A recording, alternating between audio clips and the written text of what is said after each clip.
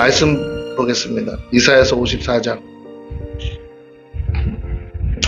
7절 8절 다시 읽습니다. 여러분 같이 한번 합독해서 읽겠습니다. 시작. 내가 잠시 너를 버렸으나 큰 긍휼로 너를 모을 것이요 내가 넘치는 진노로 내 얼굴을 내게서 잠시 가렸으나 영원한 자비로 너를 긍휼히 여기리라. 내 구속자 여호와께서 말씀하셨느니라. 여러분, 하나님은 우리 아버지인 줄로 믿습니다. 부모가요, 자식을 때려본 부모는 그 마음을 알아요. 자식을 미워서 때리지는 않아요. 미울 때도 있지. 그러나 밉다고 해서 때리지는 않아요. 근데 어느 날 마음 잡고 때릴 때가 있어요. 그거는 정말 사랑하기 때문에 이 자녀가 잘못되는 걸 보느니 차라리 내가 죽어버리고 싶은 거죠. 그러니까 잘못되느니 차라리 때려서라도 어떻게 해요? 고치고 싶은 게 부모 마음이에요. 그럼 때릴 때 기분이 좋아서 때리냐? 아니에요. 때릴 때 그 때리는 만큼 자식은 잠깐 아파요. 잠깐 뭐 살 좀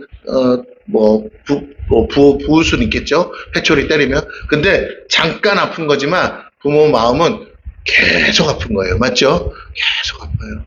때리면서 거기에 살점에 회초리 자국이 생길 때마다 부모 마음에도 채찍이 들려서 때리듯이, 네, 그게 자식을 때리는 게 아니고 곧 나를 때리는 거거든요. 내가 잘 못 가르쳤다는 생각이, 내가 모범이 되지 못했다는 생각이, 내가 어떻게 했길래 이 자식이 이러고 있을까 하면서 때리는 거예요. 여러분, 못된 부모나 그냥 때리는 걸 일상으로 하겠으나 진짜 자식을 사랑한다면 함부로 때리지도 않지만 한번 그렇게 손찌검 안 하던 부모가 손찌검을 할 때는 자기 가슴에도 상처를 내면서 회초리를 드는 줄로 믿습니다. 근데 그게 누구라고요? 그게 우리 하나님이죠. 하나님 아버지가 우리의 삶 가운데 때로는 오늘 본문에 이렇게 말씀하시듯이 회초리를 들 때가 있더라는 거예요. 잠시 너를 버렸으나 이 말처럼 하나님이 우리를 징계하실 때가 있습니다. 하나님이 우리에게 여러 가지로 가르치시느라고 매를 드실 때가 있습니다. 여러분 그 점을 생각하시고 오늘 본 말씀을 함께 나누려고 합니다. 7절 8절을 읽었습니다. 이것이 주님의 복음입니다. 잠시 버렸으나 다시 모으시고 진노로 얼굴을 가리셨으나 다시 보이시고 주의 긍휼을 나타내시겠다는 것이죠. 사랑과 용서, 은혜와 자비를 베푸시고 진노와 심판에 두렵고 무서운 하나님의 얼굴을 가리시겠다고 말씀하세요. 주의 긍휼은 모든 저주와 죄악을 용서하고 허물을 덮어주시기 때문이죠. 더 이상 하나님은 우리를 버리시지 않으시겠다는 약속이에요. 전에 저희 어머니가 저를 때릴 때는 사람 같지가 않아요. 우리 엄마가. 화도 나니까 막 인정사정 없이 때립니다. 막 다리가 퉁퉁 붓고 막 그래요. 근데 잘 때 와가지고는 그걸 또 봐요. 자고 있는데. 그리고는 얼을 만져요. 그리고는 그 안티프라비 발라주면서 울어요. 그래서 옆에서 또 기도를 해요. 아주 그냥 청승은 혼자 다 떨어요. 하나님, 제가 제 탓입니다. 잘못했습니다. 아주 그냥 눈물이 다 떨어지는 걸 내가 느낄 정도 울어. 내가 속으로 그래요. 입을 뒤집어 쓰고 있으면서. 그러면 이렇게 울 거면 때리지를 말든가. 때려놓고는 약은 왜 발라줘? 근데 아프긴 내가 아픈데 누가 아픈 것처럼? 우리 엄마가 아픈 것처럼 하면서 막 울면서 기도를 하는 거예요. 그리고 또 새벽날 새벽 기도를 갔다 오면 또 내 머리맡에 아니 잠 좀 자게 해줘요. 요즘도 내가 새벽만 되면 깨요. 잠이 안 와. 무슨 말이야? 새벽 4시만 되면 저절로 깨요. 그럼 막 우리 엄마가 새벽 기도만 갔다 오면 1시간을 내 머리맡에서 기도해. 물론 우리 아버지가 또 사고 치는 것들이 있으니까 속이 상해서도 하지만 왜 그거 하필이면 그러면 아버지 머리맡에 가서 하지 왜 내 머리맡에 가서 하냐고. 거기서 기도를 울면서 해요. 오만 얘기를 다 해. 자고 싶어도 안 자. 뭐 처음 듣는 얘기들이 막 쏟아지면 궁금해서라도 눈 감고 듣잖아. 그래도 지금은 다 잊어버렸지만 우리 아버지 얘기부터 뭐만 억울하고 속상하고 막 그런 거 다 해. 내가 속으로 그랬어요. 우리 엄마도 참 팔자가 기구하구나. 참 불쌍하다. 예, 그때부터 내가 우리 엄마를 불쌍하다고 생각하기 시작했어요. 그전 나 때릴 때는 불쌍하기는 뭐가 불쌍해. 진짜 우리 엄마 만나셨죠. 예, 근데 그러더라고요. 얼굴이 바뀌는 거예요. 때려놓고는요. 그 다음에는 어떻게 해요? 천사처럼 잘해주려고 미안하니까 근데 지나고 보니까 알겠어요. 저도 그럴 때가 있어요. 싫은 소리 할 때 있죠. 안 좋은 소리 할 때 있죠. 빽 할 때 있죠. 근데 돌아서면 뭐라고요? 미안한 거야. 미안한 거야. 미안한 거예요. 미안한 마음이 내가 뭐 미안한 일을 해서가 아니라 그냥 이상하게 미안해. 애들한테 조금 더 내가 친절하게, 조금 더 내가 상냥하게, 조금 더 내가 좀 잘해줬으면 어떨까 하는데도 잘 안 되니까 항상 미안한 마음인 거예요. 여러분, 그렇죠. 이게 부모 마음 아니겠어요? 하나님도 마찬가지시다. 죄는 누가 졌는데? 우리가 졌는데 하나님은 항상 미안하신 거예요. 왜? 솔직히 말하면 하나님이 얼마든지 뭐 하실 수 있어요? 막으실 수 있어요. 죄도 못 짓게 만들 수 있어요. 죄 안 짓게 하실 수 있어요. 그리고 우리가 그런 심판 안 받게도 할 수 있어요. 천둥번개만 내리치게 해도 뭐라고요? 다 무서워 벌벌 떠는데, 그런데 하나님은요 그렇게 안 하시고 우리가 죄 짓게 내버려 두시고 그 다음에 또 왜 죄 졌냐고 다고치시고 그래서 징계도 하시고 매도되시는데 돌아서서는 속으로 또 하나님 마음 아파서 내가 아는데 저것들이 저럴 수밖에 없다는 걸 아는데 저것들이 저거밖에 안 된다는 걸 아는데 그런데도 하나님은 당신 더 잘해주지 못한 거에 대한 마음으로 매를 드신 거에 대한 마음으로 미안하시고 속상해 하신다는 거예요. 자, 그러면 아니 왜 그렇게 하세요? 처음부터 잘 단돌이 하시면 되지. 여러분, 그렇습니다. 그렇게 해서 될 일이 아니라는 거죠. 하나님은요 우리가 성장하기를 원하세요. 할렐루야.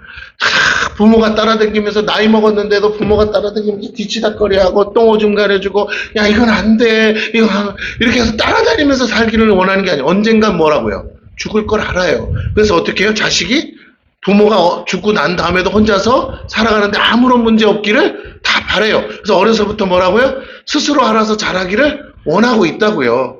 선을 넘지 않고 스스로 잘하기를. 그런데 그게 안 되니까 기다렸다가 매를 드는 거예요. 잘하나 안 하나 지켜보는 거예요. 그 잘하면 입 안 돼요. 근데 간혹 가다가 선을 넘거나 간혹 가다가 실수하거나 그러면 그때서 한마디씩 하는 거죠. 왜? 그러지 말라고. 그러고도 돌아서면 마음이 속상하죠. 아, 내가 더 돌아보지 못해서 그랬나 보다. 아직 멀었나 보다. 내가 생각할 때는 기대치가 이만큼이었는데, 아이고, 저 새끼, 이제는 알아서 잘하겠거니 했는데 뭐라고요? 아직도 아니네. 근데, 남의 자식 같으면 뭐라고요? 이렇게 욕을 하겠지만, 누구 자식이라? 내 자식이라. 그게 다 내 허물이고, 내 아픔이. 그래서 턱끼리고, 아이고, 아직 멀었구나. 내가 아직도 이 새끼를 더 거둬야겠구나. 내가 아직도 뒤치다거리 해야겠구나. 하면서 또 가는 거예요. 시간이 딜레이 되지만, 한 2, 3년 가리키면 될 줄 알았더니, 이제는 10년이 가고, 10년 다 가리키면 이제 장가 보낼 쯤 되면 다 알아서 하겠거니 그러는데, 아이고, 장가를 가면 뭐예요? 여전한 걸. 그러니 속상하고 힘들고 여전히 간섭을 할 수밖에 없어요. 시어머니가 시어머니 노릇하는 거는 자식은 누구를? 자기 아들을 못 믿어서 하는 거예요. 자기 아들이 믿음직하면 절대 며느리 교섭 안 시킵니다. 고부간의 갈등 없어요. 왜? 아들이 커트해. 엄마 여기까지 내가 알아서 할게. 절대 손 못 대게 해요. 입도 못 대게 해. 근데 아들이 시원찮으니까 뭐라고요? 엄마 하는 거예요. 여전히 마마 보이로. 그렇게 길러도 안 되지만 그런 애가 있어. 그러면 어떻게 하냐고. 불안하니까. 며느리를 내 며느리가 누군지 누가 알 거예요. 그쵸? 지가 좋아서 결혼한 거지. 내가 얘를 인정해서 결혼한 건 아니잖아. 그러다 보니까 어떻게 해요? 자꾸 내 새끼를 모른다고 생각하는 거야, 며느리가. 그러니까 어떻게 해요? 얘는 어떻고, 얘는 이거 좋아하고. 그러니까 다 뭐예요? 바리바리 싸서 때마다 챙겨서 먹이고 입히고 어린애 하듯이 하는 거예요. 그러니까 며느리가 좋아할까요? 안 좋아할까요? 안 좋아하지. 근데 제가 얘기하고 싶은 건 하나님이 우리 아버지라 우리를 때리시고도 버리시는 게 아니고 우리 마음은 버린 것 같아. 우리 마음은 정말 하나님이 내 아버지라면 이럴 수 없는 거라고 생각할 텐데 그게 아니고 하나님은 정말 사랑해서 그런 거라고요. 그래서 돌아서면 미안하고 하나님 품에만 있으면 언젠가 다시 회복하기를 더 좋게 해주시기를 기다리고 계시는데 오늘 본문의 말씀이 이제 때가 됐어. 내가 너희를 이제 회복하리라고 말씀하고 있는 줄로 믿습니다. 자, 주의 긍휼은 모든 저주와 죄악을 용서하고 허물을 덮어주셔요. 더 이상 하나님은 우리를 버리시지 않으시겠다고 약속합니다. 9절과 10절을 봅니다. 이는 내게 노아의 홍수와 같도다. 내가 다시는 노아의 홍수로 땅에 범람하지 못하게 맹세한 것 같이 내가 내게 노하지 아니하며 너를 책망하지 아니하기로 맹세하였노니. 산들이 떠나며 언덕들은 옮겨질지라도 나의 자비는 내게서 떠나지 아니하며 나의 화평의 언약은 흔들리지 아니하리라. 너를 긍휼히 여기시는 여호와께서 말씀하시는. 내가 너에게만 한 게 아니야. 이미 앞에 한번 그렇게 한 적이 있어. 언제? 온 인류가 다 죽고 노아 가족만 남았는데 그때 이후로부터 하나님이 이런 심판을 안 하겠다고 했어요. 지금까지 안 하고 계신 줄로 믿습니다. 그래서 하나님은 왜? 하나님이 그 심판을 하시고 하나님이 더 괴로우신 거야. 하나님이 더 고통스러운 거예요. 하나님이 더 감당키가 어렵게 마음이 너무 아프니까 이제는 내가 그런 심판을 뭐라고요? 안 할 거야. 안 할 거야. 예. 그럼 마지막 때 불심판을 왜 하시냐고. 아니 그거는요. 마귀를 멸하기 위해서 할 수밖에 없는 심판인 줄로 믿습니다. 단 그 중에 누가 그래도 마귀 따라가겠다고 하는 인생은 하나님도 못 막으시는 거라서 어쩔 수 없다라는 거예요. 우리가 그 점을 아셔야 돼요. 하나님이 모든 인생들을 다 심판하려고 이 불심판을 예배해둔 게 아니라 이 하나님의 연약한 자녀들을 끊임없이 지옥으로 끌고 가려고 미혹하는 마귀들을 뭐라고요? 때가 되어서 완전히 이 우주상에서 뭐예요? 종지부를 찍어서 더 이상 이제 하나님이 영원토록 심판하실 일이 없도록 하시기 위해서 이것을 사단을 내시겠다는 거예요. 이게 마지막 때 주님이 재림해서 하시는 불심판인 줄로 믿습니다. 근데 그걸 정신 못 차리고 뭐라고요? 그럼에도 불구하고 마귀 따라가겠다는 인생은 어떻게 한다고요? 그거 할 수 없어. 그거는 어떻게 할 수 없어. 내가 아프지만 할 수가 없어. 왜? 그나마 뭐라고? 하나님 손 붙드는 인생이라도 뭐 하려고? 건지기 위해서라도 어쩔 수가 없구나 하시면서 이 심판을 폐기는 안 하지만 그 심판을 통해 이제는 완전히 마귀의 세력들을 무적행에 집어넣고 종지부를 찍으려고 하시는 것이 하나님의 계획이다. 이제 더 이상 하나님이 매를 들거나 채찍 드는 일이 없도록 하시겠다.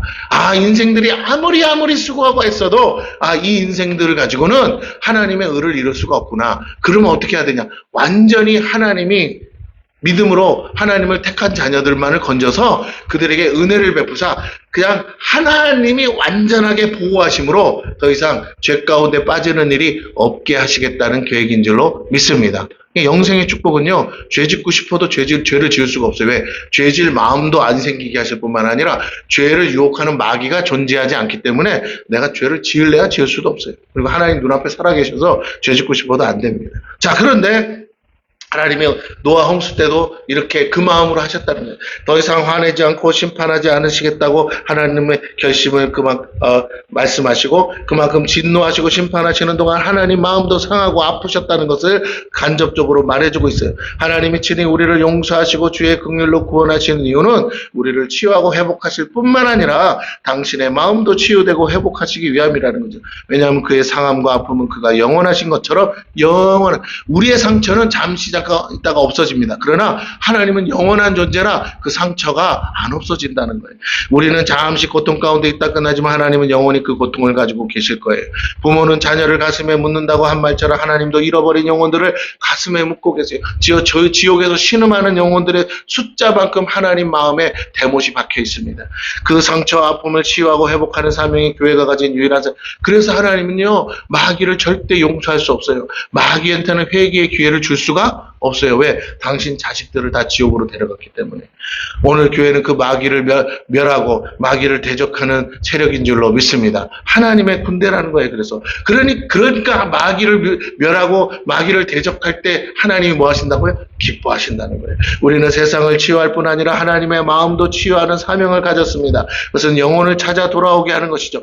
여러분, 예수님이 십자가에 달리심으로 온 인류가 구원받을 길이 열렸을 때 비록 당신의 아들이 십자가 달리는 건 고통스러운 일이지만 한 아들 고통스러운 거 있잖아요. 한 아들을 가슴에 못 박는 거. 그러나 많은 영혼들을 건지는 그게 있기 때문에 하나님은 참으신 줄로 믿습니다. 할렐루야. 네. 왜? 많은 영혼을 지옥 보내가지고 가슴에 못을 박고 있는 건 견딜 수가 없으니까. 오늘 똑같아요. 하나님은 독생자 예수를 사랑하시는 것만큼 우리를 뭐 하신다고요? 사랑하세요. 네? 예수님만큼 우리를 사랑한다. 예수님보다 사랑하진 않아. 그러나 예수님과 똑같이 동급으로 해. 그래서 우리를 자녀라고 하시는 거예요. 예수님이 맏아들이고 우리가 그 자녀들인 것처럼 우리가 비록 입양되었을지라도 예수의 생명값으로 입양되었기 때문에 우리 자신은 우리 값으로 입양된 게 아니라 예수님 값으로 입양된 줄로 믿습니다. 그래서 가치가 똑같아. 동급이야. 그래서 하나님은 우리를 예수님만큼 사랑하세요. 포기할 수 없어요. 그런데 예수님 하나 죽이는 게 많은 영혼 살리는 게 훨씬 값어치인 줄로 믿습니다. 예수님도 그걸 아셔서 하나님 마음이 얼마나 속상한지를 아셔요. 당신이 아들이기 때문에. 그래서 당신이 친히 죽어주시겠다고 이 땅에 오신 줄로 믿습니다. 예수님은 우리만 치유하는 게 아니라 하나님 아버지의 마음도 치료하시는 거예요. 그래서 화목제물이고 위로하시는 분이에요. 그것은 영혼을 찾아 돌아오게 하는 것입니다. 전도와 선교는 하나님의 상한 마음을 치유하는 유일한 길이에요. 그래서 하나님이 춤추신다는 거예요. 우리 주님은 그것을 위해 보좌를 버리고 이 땅에 오셨습니다. 아버지 마음을 알기에 자신의 목숨을 내어주셨어요.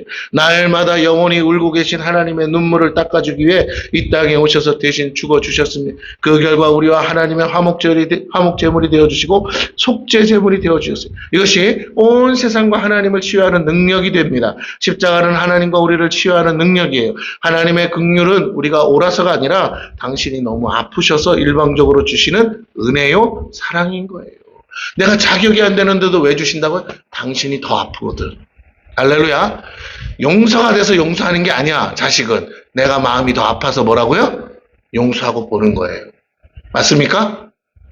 아멘? 그죠? 내가 더 미워하고 있는 거를 감당할 수가 없는 거야. 저 새끼가 회개해서가 아니에요. 저 새끼가 나한테 사과해서가 아니고 뭐라고요? 내가 이 마음을 가지고 하루를 더 살기가 너무 버티기가 힘든 거예요. 자식이라 얼굴 안 보고 등지고 모른 척 할 수가 없는 거야. 마음은 저기 다 가 있었기 때문에. 그래서 내가 먼저 뭐 한다고? 손을 내밀고 내가 먼저 뭐 한다고? 다가가서 얘야 하면서 내가 죄 짓지도 않고 지가 잘못해서 화를 낸 건데도 내가 뭐라고? 속상하지 미안. 아유 내가 때려서 미안해. 엄마가 화내서 미안해. 하는 거 아니겠어요? 얼굴 표정이 한 번도 안 한 것 같아. 네가 사과 안 하면 나도 안 해. 이러셨어요? 그런 적 없어 부모는. 새끼는 삐져가지고 어떡한다고요? 영원히 안 볼 것처럼 있어도 부모는 모른 척하고 또 와서 등 쓰다듬고 아팠어? 하면서 또 달래고 얼르고 참는 줄로 믿습니다. 또 투덜투덜하고 엄마가 해도 다음부터 그러지 말라고 한 거야. 엄마 미안해 때려서 이렇게 하는 거예요. 맞죠? 너무 억진가요? 나만 새끼를 그렇게 사랑하나? 여러분 얼굴 표정 이상해. 네. 자, 좀 끄떡끄떡이라도 해셔야 돼. 한 번도 그런 적 없는 것처럼. 아 진짜. 동의하시면 좀 끄떡끄떡이라 아멘은 못해도 그렇지 이렇게 해줘라도 해줘요. 설교하는 사람 힘 좀 나게. 할렐루야. 안 그래도 사람도 없는데 너무 없어가지고 눈에 다 들어와. 너무 웃겨가지고 배 아프시대잖아요. 그냥 웃다가 탈짝 내면 안 되는데 죄송해요. 자, 여러분 다시 한번 말씀드립니다. 하나님의 아버지의 마음은요 늘 아파하신다는. 또 이렇게 여기 와 있는 집에 돌아온 자식은 괜찮은데 아직도 못 돌아온 자식 때문에 부모의 마음은 거기 가 있는 줄로 믿습니다. 하나님도 지금 그러고 계셔요. 얼마나 아프셨기에 아들까지 내어주시면서 그 하나님 상한 마음을 우리는 깨달아야 됩니다. 아들의 고통을 외면하는 것까지 우리를 향한 아파하시는 마음이 오늘 저와 여러분을 다시 찾으시고 구원하셨어요. 이것이 전도고 선교 아니겠습니까? 그의 자비와 은혜가 이제 영원히 흔들리지 않고 떠나지 않을 거예요. 더 이상 잃어버리지 않으시겠다고 약속합니다. 자, 11절에서 13절을 봅니다. 너 권고하며 광풍에 요동하여 안위를 받지 못한 자여, 보라 내가 화려한 채색으로 내 돌 사이에 더하며 청옥으로 내 기초를 쌓으며 홍보석으로 내 성벽을 지으며 정류석으로 내 성문을 만들고 내 지경을 다 보석으로 꾸밀 것이며 내 모든 자녀는 여호와의 교훈을 받을 것이니 내 자녀에게는 큰 평안이 있을 것이며 너는 공의로 설 것이며 학대가 내게서 멀어질 것인즉 내가 두려워하지 아니할 것이며 공포도 내게 가까이 하지 못해. 이게 무슨 말이에요? 하나님이 철저하게 당신의 성전에 철저하게 우리를 두시고 보호하시겠다는 것인 줄로 믿습니다. 근데 그냥 성전이 아니야. 너무너무 화려하고 멋진 성전에 그걸 우리 집으로 주시면서 거기 거하라고 하시면서 우리를 거기에 두시고 완벽하게 완전히 철옹성처럼 우리를 그 어떤 것으로부터 뺏기지 않고 지키시겠다고 이게 어디 얘기일까요? 땅의 얘기일까요? 아니요. 저 하늘나라에 지금 준비하고 계신 줄로 믿습니다. 이런 일이 가능한 곳이 바로 천국이죠. 하나님은 영원한 안식적인 천국의 장막을 준비하고 계세요. 그리고 우리 모두를 영원한 안식과 평화의 나라로 인도하십니다. 이것이 하나님 우리에게 주고자 하시는 축복이죠. 그 나라에 들어가면 더 이상 그 어떤 것도 하나님과 우리 사이를 갈라놓을 수 없게 됩니다. 단 우리가 조심해야 될 한 가지는 천국에 입성하지 않았기에 여기 세상에 있는 동안에는 수많은 난관이 있음도 있지만 그 뭘 원하시느냐 하나님은 이런 난관 속에서 믿음을 원하세요. 우리가 그 나라 거기에서 다 하나님이 우리를 위해 예비하고 준비하셔서 기다리고 계시다는 걸 뭐라고요? 믿고 참으라는 거예요. 믿고 인내하라는 거예요. 할렐루야. 불평불만 하지 말고 그때 가면 다 회복돼. 그러니까 참어 인내. 내가 너를 여기 두고 싶은 게 아니고 지금이라도 당장 데려가고 싶은데 너 데려가면 다른 사람을 못 데려오잖아. 할렐루야. 하나님이 직접 가서 이렇게 데려올 수가 없으니까 어떻게 해요? 그 사명을 우리한테 줬잖아요. 그래서 어떻게 미안해. 지금 데려가고 싶은데 조금만 더 있다 와. 한 사람이라도 뭐라고요? 너를 통해서 같이 천국 왔으면 좋겠어. 네가 좀 찾아왔으면 좋겠어. 나를 대신해서 네가 가서 찾아왔으면 좋겠어.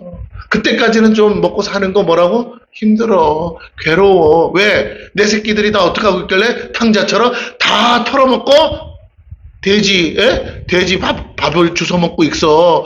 거기 가서 뭐라고? 그러고 돼지 밥을 주워 먹고 있는 그건 내 아들이야. 가서 아버지가 찾는다고 얘기해주고 뭐라고요? 데리고 와. 그러니까 나도 어디로 가야 돼요? 돼지 밥통 앞으로 가야죠. 그 돼지 우리 속으로 들어가야죠. 그러니까 네가 가난해야 가난한 사람 만나고 네가 병들어야 병든 사람 만나고 네가 어려움 당해야 어려운 사람 만날 거 아니야. 그래서 내가 허락한 거야. 미안해. 가서 뭐라고요? 데려와. 내 아들이야.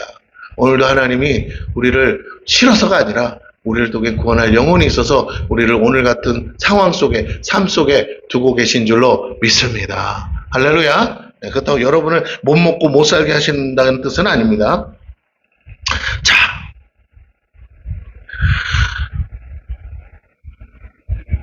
우리를 저 천국에 들어가기 전까지는요, 그걸 아는 사단도 그걸 방해하고 가로막으려고 애를 쓰고 있다는 거예요. 마지막으로 15절에서 17절 읽고 마칩니다.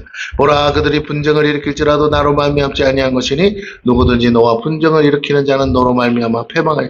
누가 그렇게 합니까? 마귀 새끼가 그렇게 하죠. 보라, 숯불을 불어서 자기가 쓸만한 연장을 제조하는 장인도 내가 창조하였고 파괴하며 진멸하는 자도 내가 창조하였은즉, 자, 칼은 누가 만들어요? 대장장이가. 그쵸? 근데 그 칼을 들고 싸우는 사람은 누구예요? 군인이죠. 근데 그 모두를 누가 만드셨다고요? 하나님이 진멸할 일이 없으면 누구를 안 만드시면 없어질까요?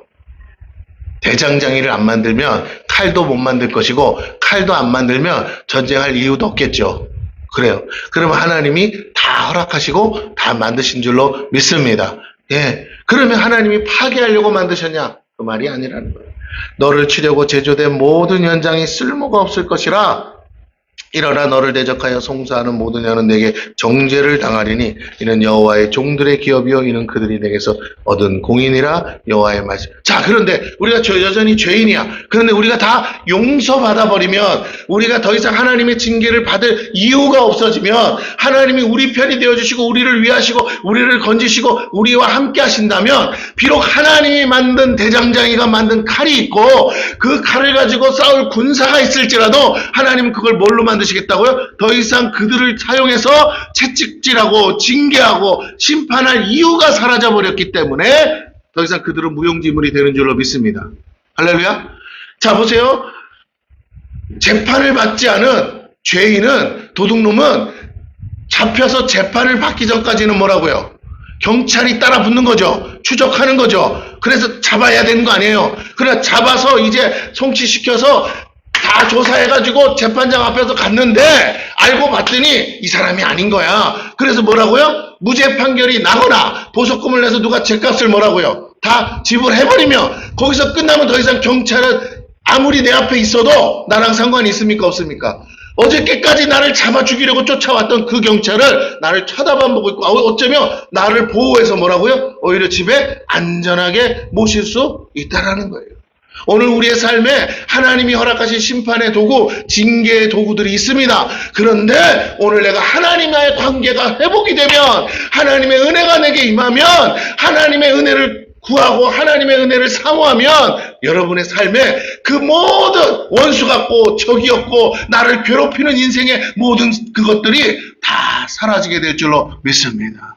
오늘 그렇게 하시겠다는 거, 이 약속을 믿으세요. 그럼 내가 할 일은 뭐예요? 내가 백방으로 뛰어다니며 어떻게 하면 될까를 찾는 게 아니고, 이 모든 것을 아시고 창조하신 창조주 하나님, 이 모든 것이 하나님으로부터 시작된 것을 아는 그 믿음이, 아하, 답은 하나님께 있구나, 하나님 찾아가면 되는구나, 아버지 하나님 도와주시옵소서 하는 줄로 믿습니다. 오늘 하나님께서 하신 말씀은 뭐냐면, 우리가 지옥 가면 안 되잖아. 할렐루야. 그래서 하나님은 뭐 하셨다고요? 우리를 봐주신대요. 단 조건이 있어. 그것도 누구를 믿을 때, 예수만 믿으면. 내 아들이 너를 위해서 대신 죽었다는 사실만 네가 뭐 해주면? 믿어만 주면. 그 다른 말로 하면 내가 죄가 있다는 걸 인정하라는 거예요, 말라는 거예요? 인정하라는 거야. 인정하고 회개하고 믿어만 주면 다 없던 일을 해줄 테니까 그렇게 하자고 하시고 오늘 우리를 부르고 계신 줄로 믿습니다. 이게 복음입니다. 이제 결론은 하나님께서 더 많은 잃어버린 영혼들을 찾기 위해 그 사명을 가진 교회에 영적인 권세와 능력을 주셨습니다. 이제는 우리가 할 수 있어요. 우리 교회의 죄사함의 권세가 있어요. 모든 것이 하나님의 주권하에 있기에 우리는 하늘과 땅의 모든 권세를 받으신 주님의 이름으로 잃어버린 자들을 찾고 그들을 사로잡은 자들을 쳐서 영혼들을 건져내야 됩니다. 참 신기한 건요, 주님이 이렇게 말씀하시죠. 너희가 용서하면 나도 용서해 줄게. 이 말은 교회가 용서하면 내가 용서한 거야. 다른 말로 할게요. 어제까지 원수였어. 교회를 핍박하던 자였어. 근데 교회가 그를 성도로 받아들이면 뭐 하신다고요? 하나님도 용서하시겠다는 거예요. 그가 혼자 회개하고 말고 그게 중요한 게 아니고, 이 교회가 그 영혼을 뭐 하면? 하나님의 자녀로 받아들이면, 사도 바울을 그렇게 받아들인 줄로 믿습니다. 그러면 용서가 된다, 안 된다? 하나님도 너희가 너희의 죄를 사해 준 것처럼 나도 너희의 죄를 사한다. 근데 그걸 안 하면 어떻게 되는지 아세요? 너희가 사울을 교회를 핍박하던 사람이라고 말하고 영원히 미워하면 나는 너희의 죄도 물으리라. 그러면 내가 내 죄를 다시 묻지 않으려면 나는 그 회개했다는 사울의 말을 듣고 뭐 해야 돼요? 받아들여야 돼. 용서해줘야 돼. 마음이 용서가 돼서가 아니라 용서 안 했다가는 어떻게 돼요? 내가 다시 도라미 탑을 대니까. 여러분, 이게 중요합니다. 교회를 다닌다고 구원을 받는 게 아니고 여러분이 죄인을 용서해야 될 줄로 믿습니다. 그러기 위해서 내가 죄인인 것을 깨달아야 돼요. 그리고 나도 예수 믿고 구원받은 사실을 알고 누구든 예수 믿고 하나님 앞에 나와 회개하는 인생들을 다 우리는 용서해야 될 줄로 믿습니다. 예, 교회의 권세가 여기 있습니다. 하나님은 그 능력을 주셨어요. 그래서 음부의 권세가 이기지 못하는 교회가 가진 권세와 능력이 바로 이것이고 기도의 능력입니다. 교회가 모여 기도할 때 이와 같은 능력이 나타나고 사로잡은 자들이 떠나가고 묶인 자들이 풀려나 자유케 된다는 거예요. 그 이름의 권세와 능력을 사용해서 우리는 세상에서 버려진 것 같은 인생들을 다시 찾고 회복해야 됩니다. 하나님은 오늘 저와 여러분을 그렇게 찾으시고 부르셨어요. 치유하고 회복하셨습니다. 지금도 받을 복을 부어주려고 하십니다. 아직도 잃어버린 영혼들과 버림받았다고 하는 영혼들을 향한 아버지의 마음은 눈물은 멈추지 않고 있기 때문입니다. 우리를 복 줘서라도, 잘 들으세요, 우리를 복을 줘서라도 그 영혼들을 찾게 보내시는 줄로 믿습니다. 그냥 가라면 안 가니까 뭐라고요? 복을 주어서라도 보내겠다는 거예요. 그래서 여러분, 전도하는 사람은 하나님 복 주셔요. 할렐루야. 선교하는 사람, 교회는 뭐라고요? 복을 주신다는 거예요. 왜? 하나님의 마음을 시원케 하기 때문에 복을 안 받을래 안 받을 수 없고, 또 하나님이 그 일을 시키시려고 뭐 하신다고요? 복을 주신다는 거예요. 그 결과 모두가 주의 자녀로 이방되어 함께 천국 백성 됩니다. 지금도 버림받았다고 생각하는 영혼들에게 잠시 버려진 것 같으나 영원한 것이 아니게 이제 찾으신 하나님께로 돌아오라고 손짓해야 됩니다. 일본 가서 그렇게 찾고, 베트남 가서 전하고, 중국 가서 우리는 건져내야 돼요. 열방 끝까지 주의 복음이 전해지도록 외쳐야 됩니다. 이제 선교의 계절이 돌아옵니다. 하나님은 우리를 통해 열방을 치유하시기 원하세요. 그것은 열방뿐 아니라 하나님 마음도 치유하는 것입니다. 교회는 이 놀라운 특권을 받았고 사명을 감당할 때 말할 수 없는 은혜를 경험하게 됩니다. 하나님의 자녀로 더 이상 하나님이 없다고 말하지 못할 만큼 확실한 은혜와 축복을 누리게 되기 때문이고 이전의 모든 고통과 고난이 더 이상 기억되지 않게 하실 겁니다. 저와 여러분이 그 주인공이 되어 함께 여호와께 노래하시기를 축원합니다. 우리 옆에 사람 손잡고 얘기해 주세요. 내가 다 용서합니다. 시작. 네. 뭐 별로 용서 안 하시는 것 같아요. 다시. 내가 다 용서했다니까요. 시작. 아멘. 여러분 이제 다 용서받았습니다. 우리가 예수님의 이름으로 다 용서해야 돼요. 안 그러면 내 죄를 다시 물으셔요. 다 용서하시고 나 살기 위해서라도 해야 되는 거야. 그렇게 해서 우리가 자유할 때 하나님 더 큰 일들을 이루시고 용서받을 인생들을 이곳에 가득히 채워주실 줄로 믿습니다. 평상시에는 눈꼴 사나운 인생들이 있어. 그러나 하나님 이 마음을 가지면요. 하나님이 그들을 앉혀요. 어제까지 왼수 같은 인생을 앉혀놔요. 근데 내 마음이 바뀌었기 때문에 이제는 그들을 다 품게 될 수가 있습니다. 저도 그래요. 목사가 그릇이 크냐 작으냐는 바로 여기 있어요. 얼마나 용서할 수 있느냐는 거예요. 어떤 사람들까지 용서할 수 있느냐는 거예요. 어떤 인생들까지 가슴에 품을 수 있느냐는 거예요. 여러분 제가 지금까지는 그릇이 좀 작았는지 모르지만 이제는 마음을 가슴을 확 열 테니까 여러분도 여시고 많은 영혼 오게 될 줄로 믿습니다.